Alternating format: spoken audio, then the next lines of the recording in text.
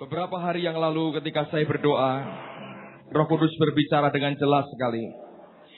Buat semua kita, khususnya umat Tuhan di tempat ini, saat-saat ini merupakan saat-saat penantian, saudara.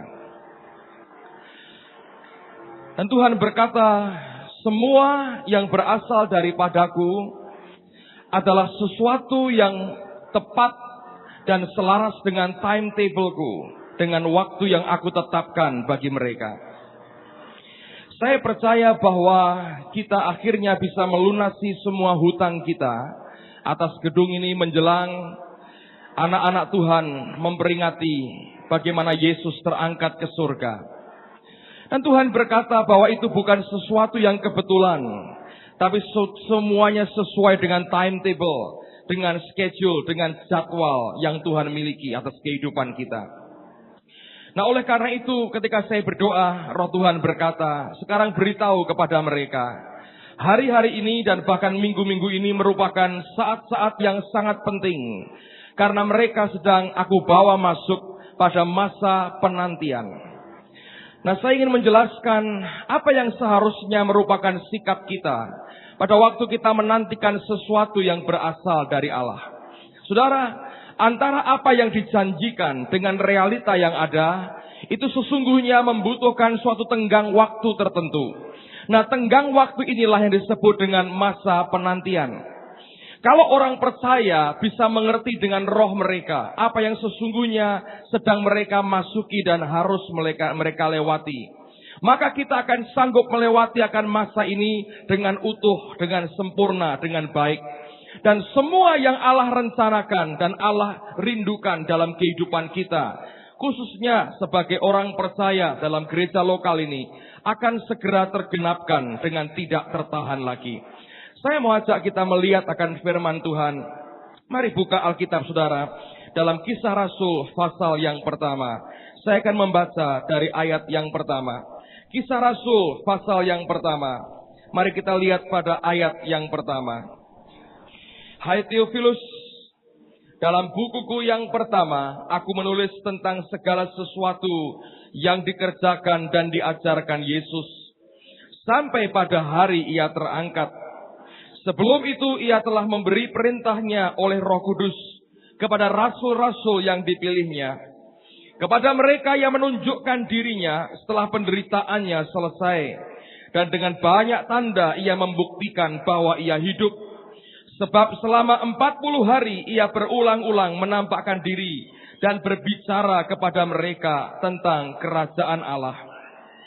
Pada suatu hari ketika ia makan bersama-sama dengan mereka, ia melarang mereka meninggalkan Yerusalem dan menyuruh mereka tinggal di situ, menantikan janji Bapa. Yang demikian katanya, telah kamu dengar daripadaku, sebab Yohanes membaptis dengan air, tetapi tidak lama lagi kamu akan dibaptis dengan Roh Kudus. Maka bertanyalah mereka yang berkumpul di situ, Tuhan, maukah engkau pada masa ini memulihkan kerajaan bagi Israel? Jawabnya, engkau tidak perlu mengetahui masa dan waktu yang ditetapkan Bapa sendiri menurut kuasanya. Tetapi kamu akan menerima kuasa kalau Roh Kudus turun ke atas kamu, dan kamu akan menjadi saksiku di Yerusalem dan di seluruh Yudea dan Samaria dan sampai ke ujung bumi. Sesudah ia mengatakan demikian, terangkatlah ia disaksikan oleh mereka, dan awan menutupnya dari pandangan mereka. Ketika mereka sedang menatap ke langit waktu ia naik itu, tiba-tiba berdirilah 2 orang yang berpakaian putih dekat mereka, dan berkata kepada mereka, hai orang-orang Galilea, mengapakah kamu berdiri melihat ke langit? Yesus ini yang terangkat ke surga meninggalkan kamu, akan datang kembali dengan cara yang sama seperti kamu melihat dia naik ke surga. Saudara sekalian, pada saat peristiwa kematian dan kebangkitannya dilewati oleh murid-murid, mereka akhirnya dihadapkan kepada satu peristiwa, yaitu bahwa 40 hari setelah itu Yesus yang mereka kasihi terangkat kembali ke surga. Namun sebelum dia naik kembali ke surga, dan ini hal yang luar biasa, Anda bisa menjumpai tokoh sehebat apapun yang pernah hidup di bumi, maka sebagian besar, mungkin kecuali Henokh dan Elia, orang akan menjumpai bahwa masih terdapat kuburnya yang sampai hari ini kita bisa datang dan berziarah di kubur itu. Tapi khusus dengan pribadi yang bernama Yesus ini, kita akan menjumpai kubur yang kosong. Kenapa? Karena dia bangkit dari antara orang mati. Tapi peristiwa kematiannya merupakan peristiwa traumatik yang begitu berat melanda akan murid-muridnya. Mereka seperti orang-orang yang kehilangan pegangan. Apa yang selama ini mereka harapkan, tiba-tiba mereka menjumpai pribadi itu mati, tergantung di atas kayu salib. Tapi yang luar biasa, 3 hari kemudian dia bangkit pada hari yang ketiga. Kita berkata, dengan kemenangan yang begitu luar biasa, Allah membuktikan dia sungguh Allah yang berkuasa atas maut. Nah, setelah peristiwa itu 40 hari berturut-turut, berulang-ulang Yesus menampakkan diri kepada mereka dan mengajar tentang hal kerajaan surga. Saya percaya ini merupakan bagian yang sangat penting dari kehidupan mereka untuk berkali-kali mereka melihat pengalaman berjumpa dengan Yesus yang sudah bangkit dari antara orang mati. Dan bukan hanya bangkit, dia makan bersama dengan mereka. Dia mengajar tentang hal kerajaan surga. Nah, pada waktu dia sebelum terangkat naik ke surga, ada satu pesan yang dia sampaikan, yaitu apa? Nantikanlah janji daripada Bapa. Nantikanlah apa yang Bapa janjikan, yaitu Roh Kudus.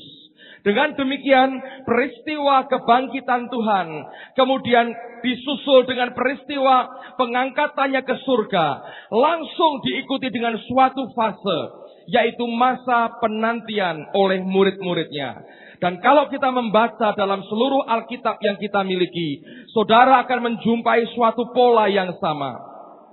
Dari janji itu diucapkan sampai masa penggenapannya, selalu ada suatu periode di mana orang-orang percaya harus belajar menanti-nantikan Tuhan di dalam kehidupan mereka. Saya percaya saudara sekalian, semua yang terjadi adalah paralel. Yang dialami di alam rohani akan dialami di alam jasmani. Yang dialami oleh yang di atas akan dialami oleh yang di bawah. Apa yang dialami oleh gereja sebagai tudungnya akan dialami oleh umatnya. Kalau kita mengalami kemerdekaan, dibebaskan dari semua jerat hutang yang ada, saya percaya dalam waktu yang tidak lama ini akan turun kepada umat Tuhan yang di bawahnya, dan semua kita akan mengalami kemerdekaan yang sama. Tetapi dari saat di mana itu yang di atas menerima sampai kemudian turun ke bawah, dibutuhkan akan suatu masa penantian. Nah, saya mau ajak kita melihat dulu Mazmur 133. Saya ingin menunjukkan akan satu rahasia yang Alkitab ini sampaikan kepada kita. Mazmur 133.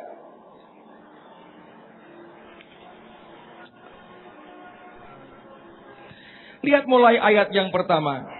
Hanya 3 ayat saya ingin bacakan buat saudara. Nyanyian ziarah Daud. Sungguh alangkah baiknya dan indahnya apabila saudara-saudara diam bersama-sama dengan rukun.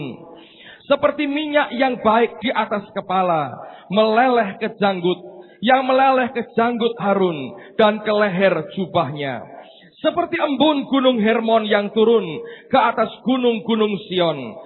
Sebab kesanalah Tuhan memerintahkan berkat kehidupan untuk selama-lamanya. Minyak yang dicurahkan adalah minyak pengurapan seorang imam besar. Nah, imam besar yang sebenarnya itu bukan Harun. Harun hanya merupakan bayang-bayang. Imam besar yang sebenarnya adalah Yesus sendiri. Ibrani berkata, dia adalah imam besar agung.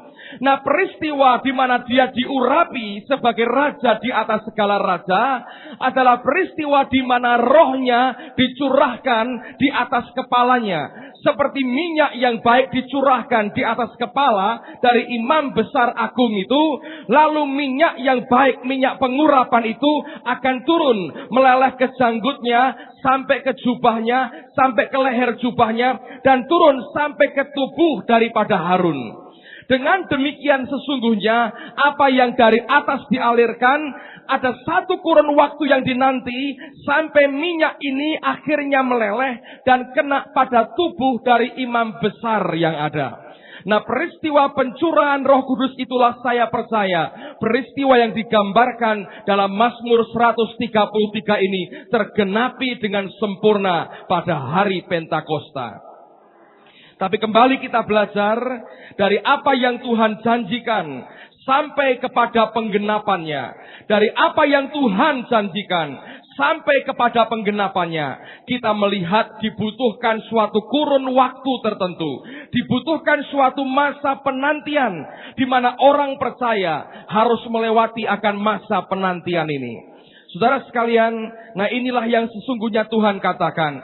Kamu harus menantikan janji Bapa. Kamu harus menantikan janji Bapa. Nah, selama masa penantian itulah engkau harus terus melekat dan berpaut erat kepadaku. Nah, sekarang mari kita lihat ayat yang ke-12 dari Kisah Rasul pasal yang pertama. Pasal yang pertama dari Kisah Rasul pasal yang pertama tadi, lihat mulai ayat yang ke-12. Maka kembalilah rasul-rasul itu ke Yerusalem dan bukit yang disebut Bukit Zaitun, yang hanya seperjalanan sabat jauhnya dari Yerusalem. Setelah mereka tiba di kota, perhatikan, naiklah mereka ke ruang atas. Ini merupakan sesuatu yang langsung mereka kerjakan. Setibanya mereka di kota, Alkitab berkata, maka naiklah mereka ke ruang atas, ke tempat mereka menumpang. Mereka itu ialah Petrus dan Yohanes, Yakobus dan Andreas, Filipus dan Thomas, Bartolomeus dan Matius, Yakobus bin Alfeus, dan Simon orang Zelot, dan Yudas bin Yakobus. Mereka semua bertekun dengan sehati. Lihat, ini penggenapan Mazmur 133. Mereka semua bertekun dengan sehati. Gambaran Mazmur 133 terjalin di situ.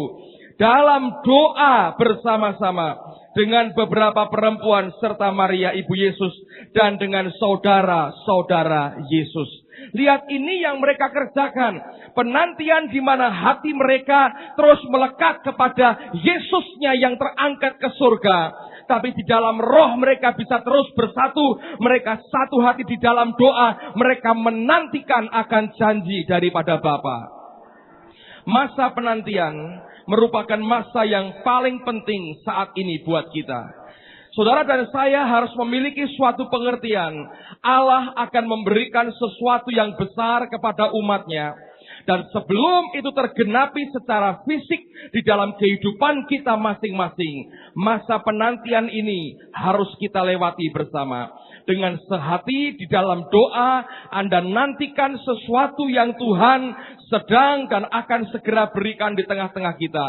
Saya percaya kita seperti seseorang yang sedang menunggu akan kelahiran daripada si bayi itu. Saya percaya dalam waktu yang tidak lama akan terjadi suatu ledakan rohani yang lebih kuat di tengah-tengah kita. Tapi sebelum semua terjadi, di dalam rohmu kita semua harus terus menanti-nantikan dia.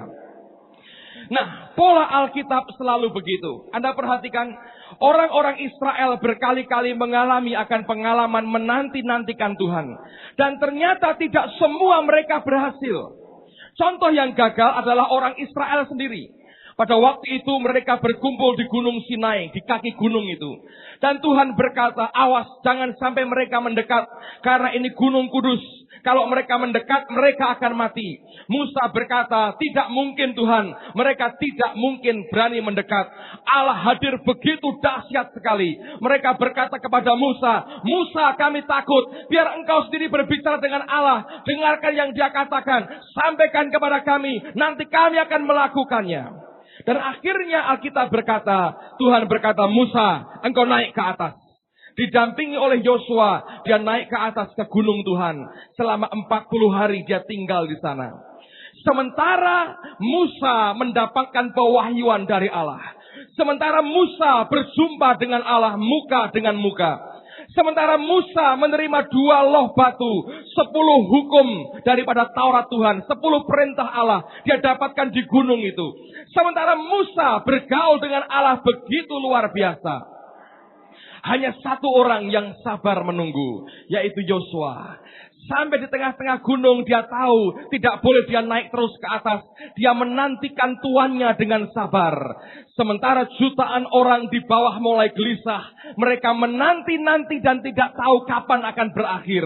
Lalu mereka mendesak kepada Harun dan berkata, jadilah imam bagi kami, pemimpin bagi kami. Buatlah akan patung anak lembu dari emas. Dan kemudian ketika mereka membuat, Alkitab berkata, mereka semua menyembah kepada patung buatan tangan manusia.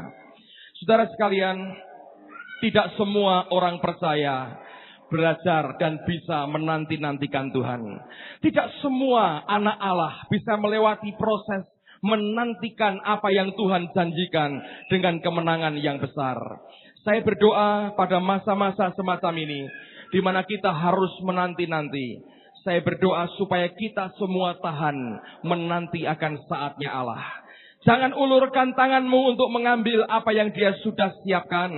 Tapi biarlah kita punya hati, punya roh yang senantiasa terbuka dan berkata, aku menanti-nantikan Engkau ya Tuhan di dalam kehidupanku. Contoh kedua yang gagal adalah orang yang bernama Saul. Saudara bisa mengerti akan raja ini? Samuel berkata pada waktu itu, dia berkata, nantikan aku, nanti aku akan memberikan korban bakaran. Saudara sekalian, tapi ternyata Saul tidak sabar. Ketika saatnya tiba ditunggu dan Samuel belum datang, dia membakar sendiri akan korban bakarannya. Pada waktu dia selesai melakukan akan tugas keimaman itu, Samuel datang dengan marah sekali. Dan sejak hari itu, kerajaan dan urapan diangkat dari hidupnya. Berbahagialah kita yang memiliki kesabaran menanti-nantikan Tuhan di dalam kehidupan kita. Saudara, mari kita belajar menanti-nantikan Tuhan. Nah, saya mau sampaikan beberapa hal. Apa yang penting buat kita, bagaimana kita bisa menanti-nantikan Dia. Mari kita lihat Yohanes pasal yang kedua. Tuhan Yesus adalah pribadi yang ideal, yang sempurna, yang akan mengajar kita bagaimana menjadi pribadi yang selalu menantikan akan Bapanya dan Roh Kudusnya. Yohanes pasal yang kedua, mari lihat mulai ayat yang pertama. Pada hari ketiga, ada perkawinan di Kana yang di Galilea, dan ibu Yesus ada di situ. Yesus dan murid-muridnya diundang juga ke perkawinan itu. Ketika mereka kekurangan anggur, ibu Yesus berkata kepadanya, mereka kehabisan anggur. Kata Yesus kepadanya, mau apakah engkau daripadaku ibu? Saatku belum tiba. Dia menanti, saudara. Orang ini adalah pribadi yang begitu secure, begitu aman, saudara. Saya kalau belajar dari pribadi Yesus, saya kagum sekali. Secara keilahian dia pribadi yang tanpa batas. Dia bisa berbuat apapun yang dia mau. Tetapi orang ini tahu apa artinya menundukkan diri kepada kehendak Bapanya yang di surga. Orang ini tahu bagaimana menantikan akan apa yang Bapa perintahkan kepadanya. Dan tidak bergerak dengan inisiatifnya sendiri. Saudara bayangkan. Ketika dia naik ke surga, apakah pekerjaannya sudah tuntas total? Dalam pengertian seluruh dunia terinjili, sama sekali tidak. Dia hanya punya sisa beberapa gelintir murid yang tidak terlalu banyak. Orang-orang yang ketakutan dan bukan orang-orang yang berani. Petrus saja kembali menangkap ikan, mau sepertinya kembali ke pekerjaan lamanya. Tapi dia secure, dia tahu akan bagian tugasnya dan dia kerjakan itu saja yang menjadi bagiannya. Di Jakarta saya dengar beberapa hal yang aneh-aneh, saudara. Dan aneh-anehnya, aneh-aneh positif ya. Jadi di Jakarta itu banyak orang yang membuka pelayanan yang macam-macam. Ada orang yang punya kelas, memberikan les bagaimana memimpin puji-pujian. Saya tanya, ya itu apa ada yang les? Ada tuh Pak. Kok ya laku katanya loh. Buka les mimpin puji-pujian, laku saudara. Coba buat di Semarang. Kira-kira gak payu saudara. Ini les bayar. Jadi orang-orang itu untuk belajar mimpin puji-pujian. Supaya tidak fales, milih lagunya bagaimana. Mereka bayar. Lah saya tanya, lah pelajarannya isinya apa? Ya ternyata banyak sharing-sharingnya saja katanya. Tapi itu bayar katanya. Coba Anda perhatikan. Jadi saya pikir-pikir Tuhan kok banyak hal yang mereka buat. Ada lagi yang membuat. Oh saya mau buat klinik Pak. Untuk apa? Nampung orang-orang stres. Kok beri loh saudara. Mau tuh. Ya saya datang. Ya ada itu saudara. Jadi kayak ngerjakan apapun itu kok mesti ada. Lalu orang cerita banyak hal. Lalu saya merenungkan Tuhan. Hidup orang itu kompleks sekali. Lalu kemudian pada waktu itu saya berkata begini. Lalu apa yang kontribusi yang saya bisa berikan? Saya mau kerjakan, saya mestinya berkata semua ini punya kepentingan yang luar biasa. Ini penting, ini harus dibuat, ini mesti dikerjakan, semua dikerjakan. Saya bilang lalu saya apa mungkin kerjakan semuanya. Dan tiba-tiba Roh Kudus berkata, siapa yang suruh? Coba belajar seperti Yesusmu. Sudah waktunya naik ke surga, tinggal naik. Lalu mereka bagaimana? Roh Kudus akan meneruskan. Orang Yunani datang, nggak langsung, oh silahkan, Yunani datang, ayo. Nggak, saudara. Dia berkata, oh Yunani datang. Ya, dia berkata, biji harus mati. Kalau tidak mati tetap satu juga, nggak diurusi. Dia betul-betul aman, dia tahu persis akan patokan daerah kerjanya, dan tidak pusing dengan yang lain. Peristiwa mujizat pertama, air berubah menjadi anggur, langsung mengajar kepada kita seperti apa pribadinya. Dia pribadi yang senantiasa menanti-nantikan apa yang Bapaknya kerjakan dan perintahkan. Mau apa engkau dengan aku ibu? Saatku belum tiba. Dengan kata lain dia mau berkata, aku tidak bisa berbuat apa-apa kalau aku tidak melihat Bapa mengerjakan dan Bapa perintahkan aku melakukan semuanya ini. Orang ini adalah orang yang tahu apa artinya menanti-nantikan Tuhan dalam hidupnya. Mazmur 110. Mazmur 110. Ayat yang pertama. Mazmur 110 ayat yang pertama. Mazmur 110, lihat ayat yang pertama. Mazmur Daud, demikianlah firman Tuhan kepada Tuanku. Duduklah di sebelah kananku, sampai kubuat musuh-musuhmu menjadi tumpuan kakimu. Saya mau ulang lagi, ini ayat luar biasa. Demikianlah firman Tuhan kepada Tuanku. Duduklah di sebelah kananku, sampai kubuat musuh-musuhmu menjadi tumpuan kakimu. Tentang siapa ini saudara? Coba bandingkan dengan Matius pasal yang ke-22.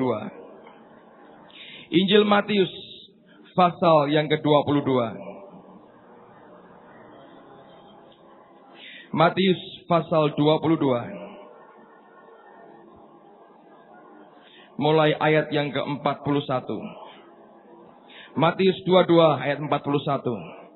Ketika orang-orang Farisi sedang berkumpul, Yesus bertanya kepada mereka katanya, apakah pendapatmu tentang Mesias? Anak siapakah dia?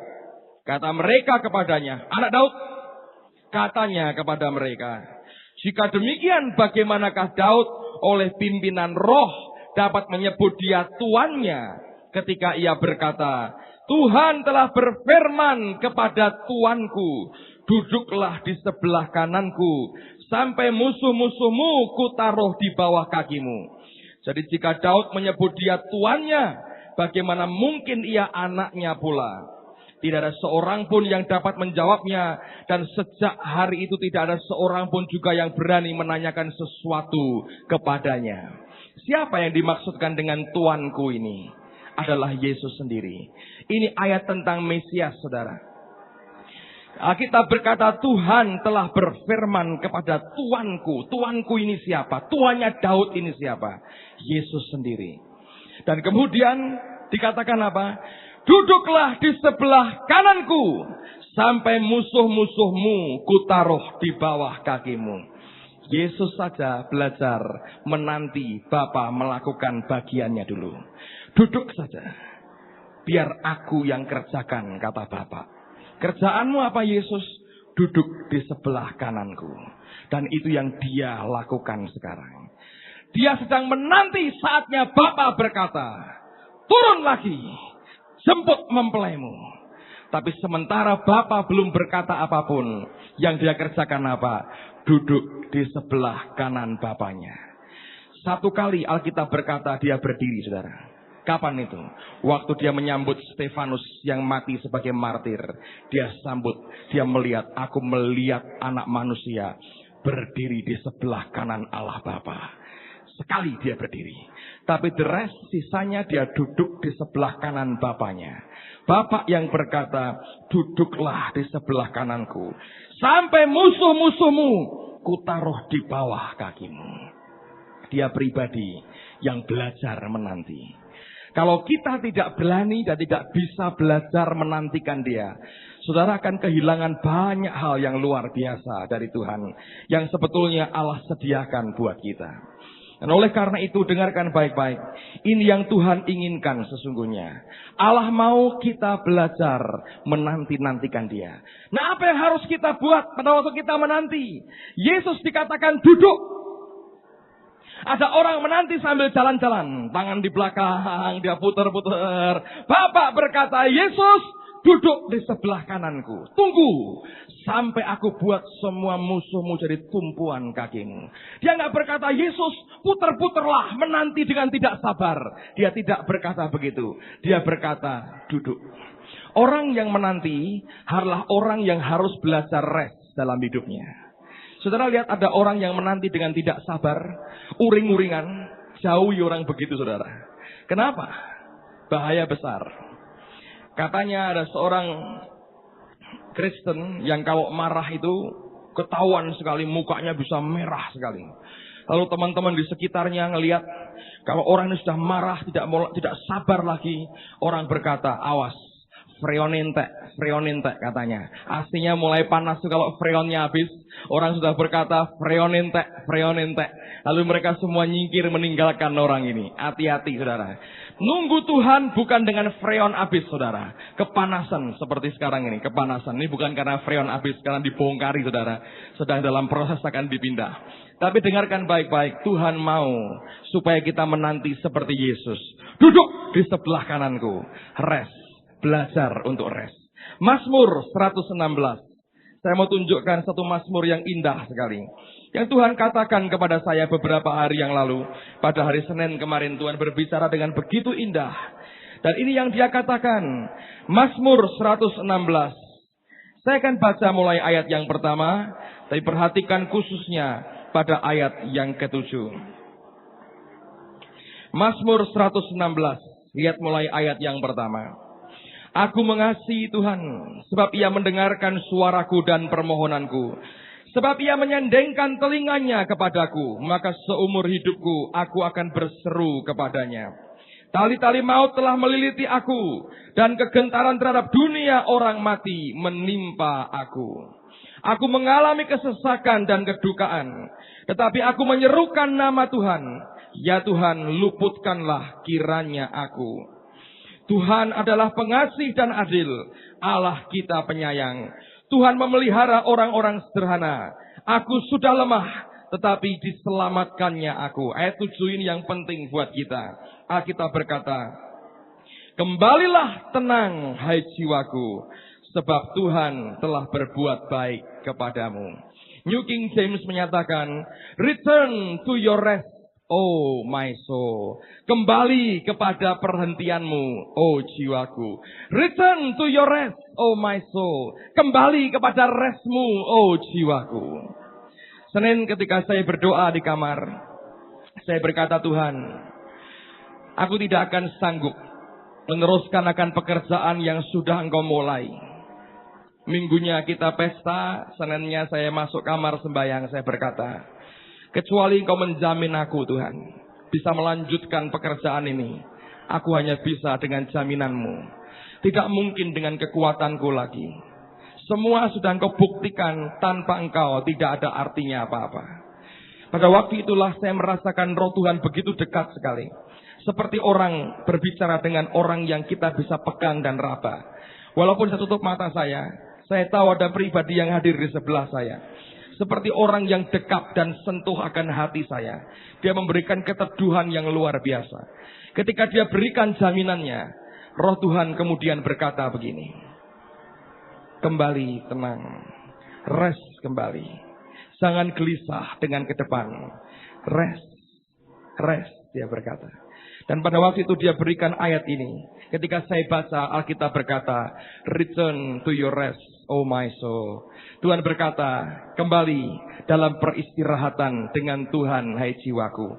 Dan begitu saya dengar akan firman-Nya, ini kuasa firman luar biasa. Tiba-tiba saya merasakan damai yang luar biasa.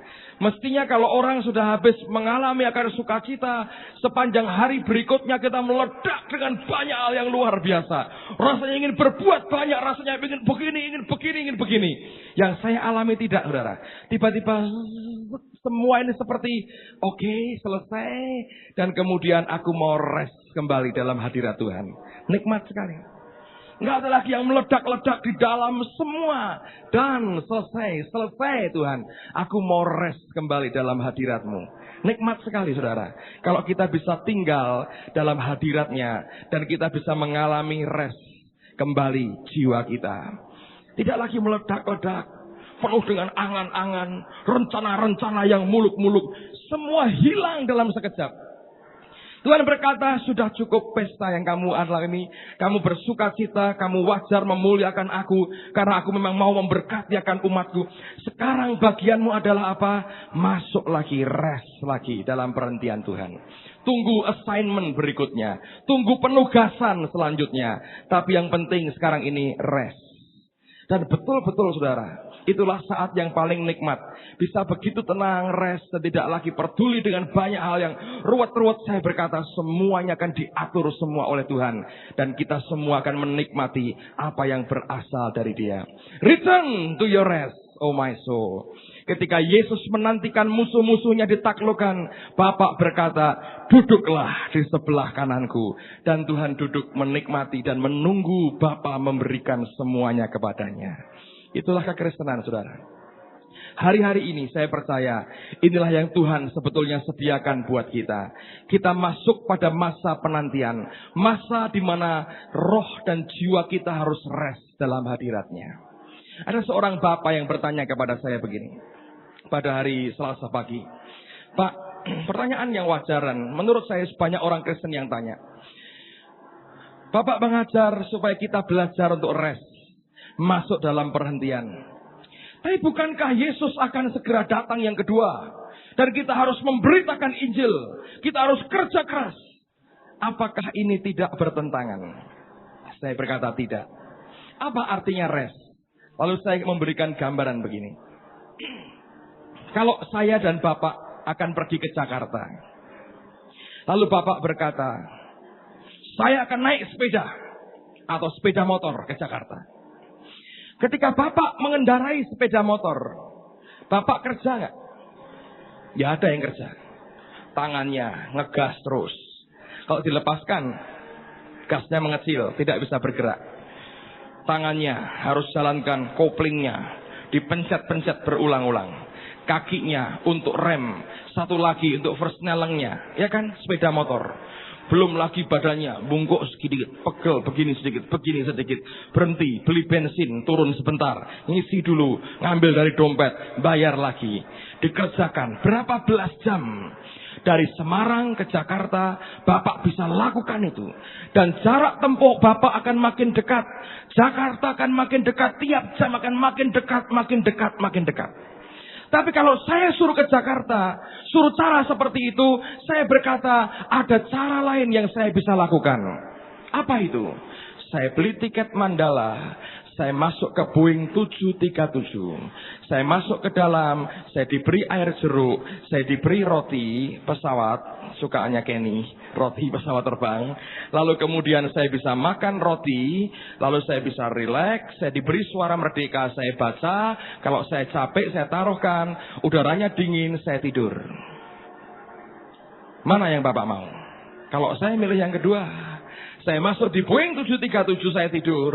Dan jarak tempuh saya dengan Jakarta makin dekat, lebih cepat dari yang Bapak capai. Dalam 45 menit, saya landing di Soekarno-Hatta, selesai seperti orang bangun tidur.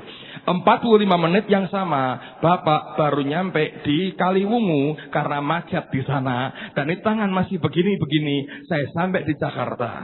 Saya berkata, rest saya adalah kalau saya masuk di dalam hadiratnya. Saya bergerak mengizinkan Tuhan bergerak. Saya terhisap di dalamnya. Saya bergerak bersama dengan Tuhan. Dan pada waktu saya bisa hidup seperti itu, itulah saatnya saya rest, saudara. Apakah saya meninggalkan Jakarta? Tidak. Saya makin mendekat ke arah itu. Bahkan lebih cepat dari yang lain. Sementara Bapak masih kerja keras menghadapi becak dan sepeda dan macet dan tanking guling di tengah jalan dan segala macam. Saya rest di dalam Boeing 737. Yang mana yang mau? Sebetulnya tidak ada pertentangan. Yang satu menggunakan kekuatannya, dikerjakan semuanya sendiri. Yang satu hanya tinggal bayar dan masuk ke pesawat dan rest dan tidur dengan nikmat. What a privilege to come and rest, saudara. Saudara bisa melihat apa yang Tuhan sebetulnya mau buat kita. Kalau Anda kerjakan semua dengan kekuatanmu, engkau tidak akan rest. Bingung, saudara. Tapi kalau Anda masuk dalam hadiratnya, rest kembali. Dan ini yang Roh Kudus katakan kepada saya. Return to your rest. Kembali kepada masa perhentianmu. Nikmati aja. Gelundung dengan aku. Tidak usah mikir terlalu banyak. Ikuti aja kemana rohku membawa kamu, mengayunkan kamu. Ikuti saja.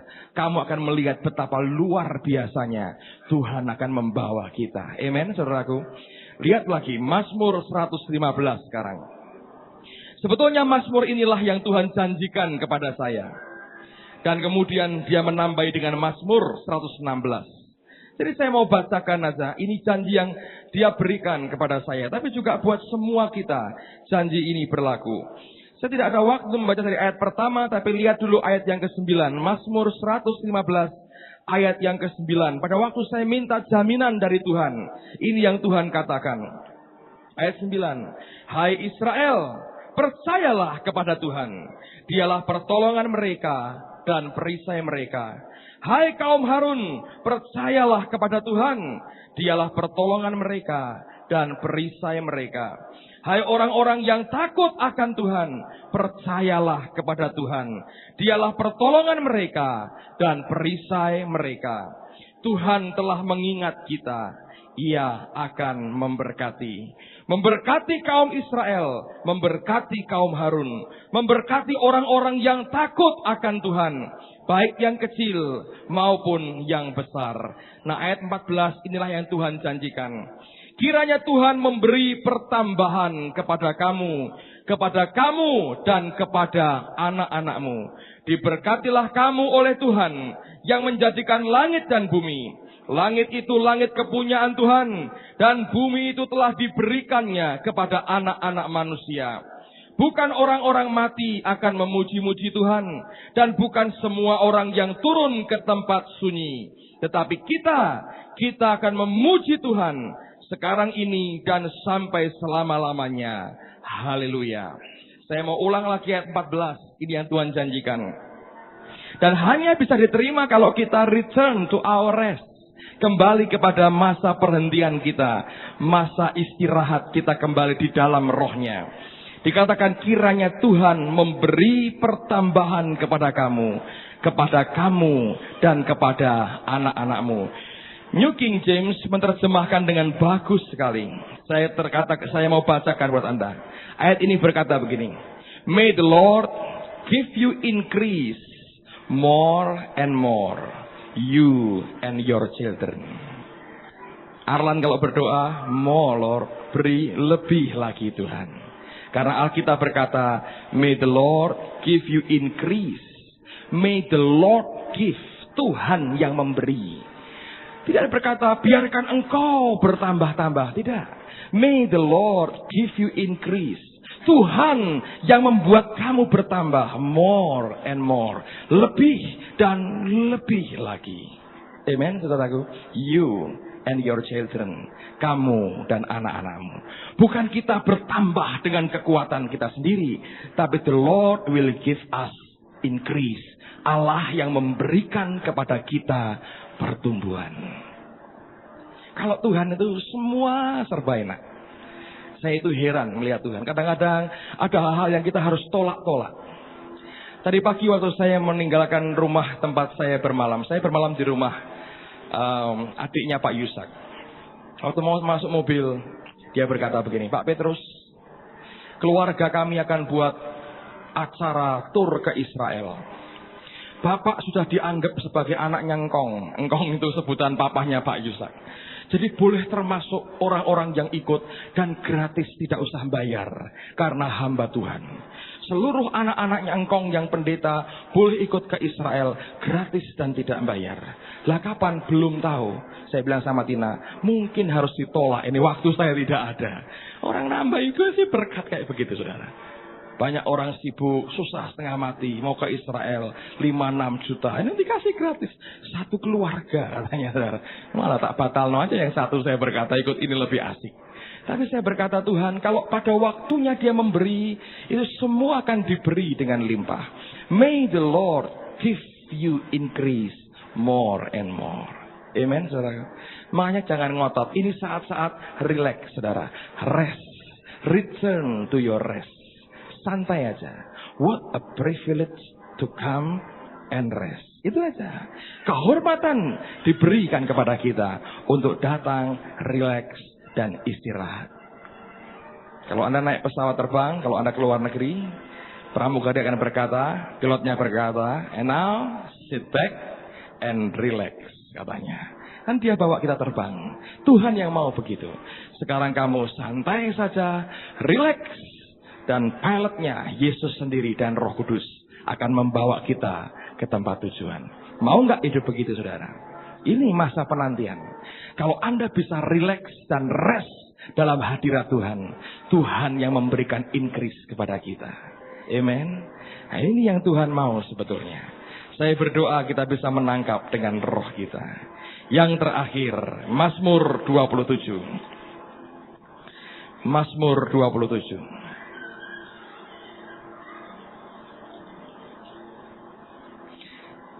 Saya akan baca dari ayat pertama, tapi khususnya nanti lihat pada 2 ayat terakhir. Karena ini ayat yang memberikan jaminan yang luar biasa. Aman dalam perlindungan Allah. Dari Daud. Tuhan adalah terangku dan keselamatanku. Kepada siapakah aku harus takut? Tuhan adalah benteng hidupku. Terhadap siapakah aku harus gemetar? Ketika penjahat-penjahat menyerang aku untuk memakan dagingku, yakni semua lawanku dan musuhku, mereka sendirilah yang tergelincir dan jatuh. Sekalipun tentara berkemah mengepung aku, tidak takut hatiku. Sekalipun timbul peperangan melawan aku, dalam hal itu pun aku tetap percaya. Satu hal telah kuminta kepada Tuhan, itulah yang kuingini. Ini yang membuat dia tidak takut, saudara. Diam di rumah Tuhan seumur hidupku, menyaksikan kemurahan Tuhan dan menikmati bait-Nya. Sebab Ia melindungi aku dalam pondok-Nya pada waktu bahaya. Ia menyembunyikan aku dalam persembunyian di kemah-Nya. Ia mengangkat aku ke atas gunung batu. Maka sekarang tegaklah kepalaku, mengatasi musuhku sekeliling aku. Dalam kemahnya aku mau mempersembahkan korban dengan sorak-sorai. Aku mau menyanyi dan bermazmur bagi Tuhan. Dengarlah Tuhan seruan yang kusampaikan. Kasihanilah aku dan jawablah aku. Hatiku mengikuti firman-Mu. Carilah wajah-Ku maka wajah-Mu kucari ya Tuhan. Janganlah menyembunyikan wajah-Mu kepadaku. Janganlah menolak hamba-Mu ini dengan murka. Engkaulah pertolonganku, janganlah membuang aku, dan janganlah meninggalkan aku, ya Allah penyelamatku. Sekalipun ayahku dan ibuku meninggalkan aku, namun Tuhan menyambut aku. Tunjukkanlah jalan-Mu kepadaku ya Tuhan, dan tuntunlah aku di jalan yang rata oleh sebab seteruku. Janganlah menyerahkan aku kepada nafsu lawanku, sebab telah bangkit menyerang aku saksi-saksi dusta dan orang-orang yang bernafaskan kelaliman. 13, perhatikan baik-baik. Sesungguhnya aku percaya akan melihat kebaikan Tuhan di negeri orang-orang yang hidup. Apa artinya di negeri orang-orang hidup? Ya di bumi ini, saudara. Di negeri orang-orang mati, ya di tempat orang mati. Tapi Allah berkata, Tuhan akan menunjukkan kebaikannya. Sampai kita melihat kebaikan Tuhan di mana? Di negeri orang-orang hidup. Selama engkau masih hidup di bumi ini, engkau akan melihat kebaikannya. Engkau lihat akan kebaikannya. Dan apa kuncinya? Ayat berikutnya dikatakan, nantikanlah Tuhan. Kuatkanlah dan teguhkanlah hatimu. Ya, nantikanlah Tuhan. Saudara ingin melihat akan kebaikannya sementara engkau hidup. Ada orang berkata, oh mungkin nanti kalau aku sudah mati, aku baru bisa melihat akan kebaikannya. Tapi pemazmur berkata, engkau akan melihat kebaikan Tuhan di negeri orang hidup. Dan syaratnya apa? Nantikanlah Tuhan. Amen, saudaraku. Ini saat penantian. So, sit back and relax, saudara. Saudara bisa tenang, santai seperti Yesus. Duduk di sebelah kanannya. Dan nantikan Bapa membuat semua musuh jadi tumpuan kaki kita. Yang kita perlu belajar dalam hari-hari ini adalah rest di dalam hadiratnya. Hari Minggu nanti saya akan sampaikan apa yang Roh Tuhan katakan kepada saya kemarin. Dalam perjalanan dari Jakarta ke Semarang. Dia mengajar saya tentang apa yang disebut dengan warrior, pahlawan-pahlawannya. Saya terkejut dengan apa yang dia ajarkan. Saya berdoa itu akan mengubah cara hidup kita lebih jauh lagi bersama dengan dia. Amen, saudaraku. Mari berdiri bersama-sama. Haleluya.